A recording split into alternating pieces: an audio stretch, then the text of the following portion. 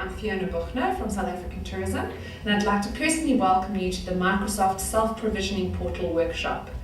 This is an initiative between South African Tourism and Microsoft that we're very excited about.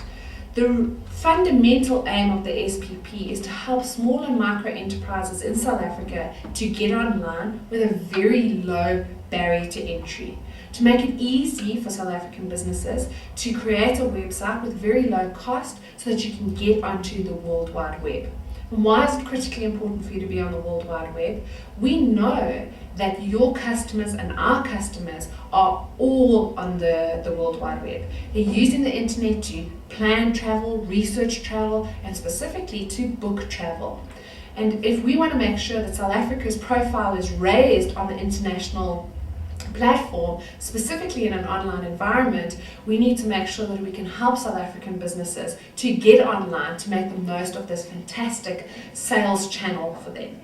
2010 is looming, and the one thing we know about 2010 is that we're going to have hundreds of thousands of soccer fans streaming into the country, and the chances are 90% of those are going to be coming from Europe. And did you know that Europe has the largest e-business group sort of out of the global penetration, which means that they look for their stuff online, they research it online, and they book their travel online. And the bottom line is that if we're not available within that online space to find, we can't transact business. So how does it work? What we're saying is anyone in the tourism industry, and we're looking really sort of like blue sky, anyone in the tourism industry, whether you're a bed and breakfast operator, whether you've got tours, whatever, you're allowed to come to the SPP and create your own website. You're going to get 25 meg of free space.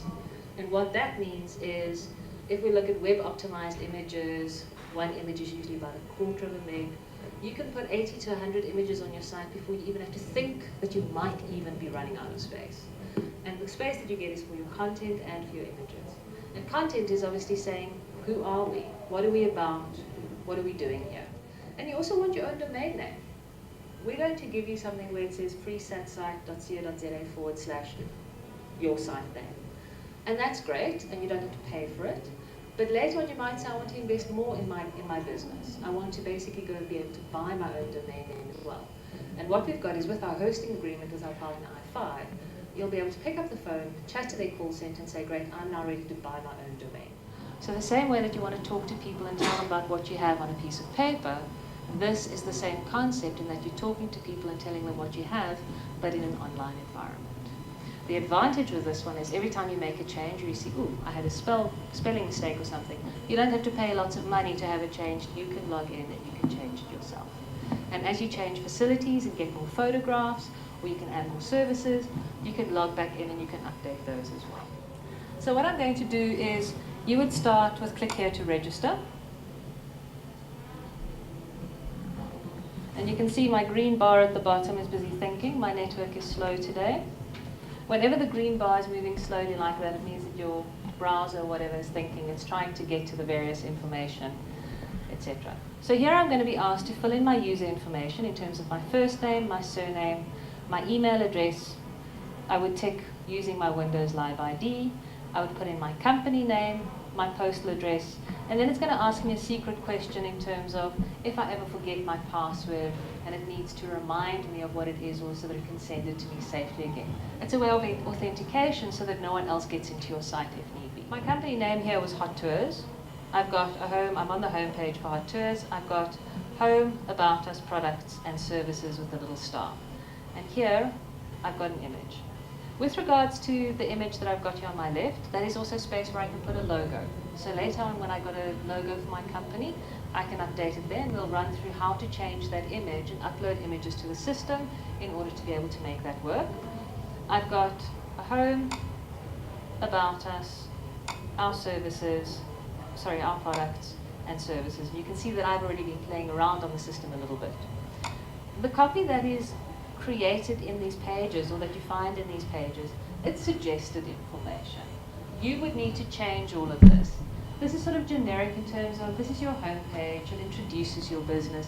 So we've put a couple of guides there, the type of information that you might want to put there. If you've already created your own brochures, you might have a lot more experience and say, I actually want to do it rather differently. And of course, the nice thing about this is that it is free flow editing, and you can change that to suit your requirements. Now, when you upload images, you've got two options. You've either already pre-edited your images and you've said, great, I've cropped them to the size that I want them to be when I upload them to my site. Or alternatively, you're going to force the sizes. Now, there's a whole sort of there's a long lesson around image and web optimization that works in that sphere as well. The more web literate you get, to sort of go, great, what is web optimization? And look out for our web optimization manuals on the site as well. It'll basically run. So if I click on my services page, you can see that I've already said that it's Hot Tours services. I changed some of it, I changed a bit of the text.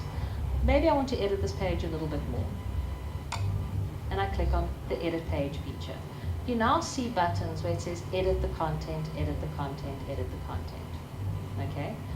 And if I click on that, it gives me a whole host of options that I can suddenly start playing with and changing the content on my page. The second space that you've got in order to promote yourself is this content. Okay? And that content is an incredibly important space because you want to repeat keywords. And search engine optimization is a lesson all in itself almost. The way you write, your writing style, needs to link through to what you're about. You want to emphasize certain words. You want to repeat them so that it makes it more understandable for search engines. So with regards to the portal and what we're doing within this space, this is, as mentioned, this is a first step within getting online. We're going to be adding functionality to this. SA Tourism endorses this space, and we'll be linking in with the other provincial bodies in this space as well.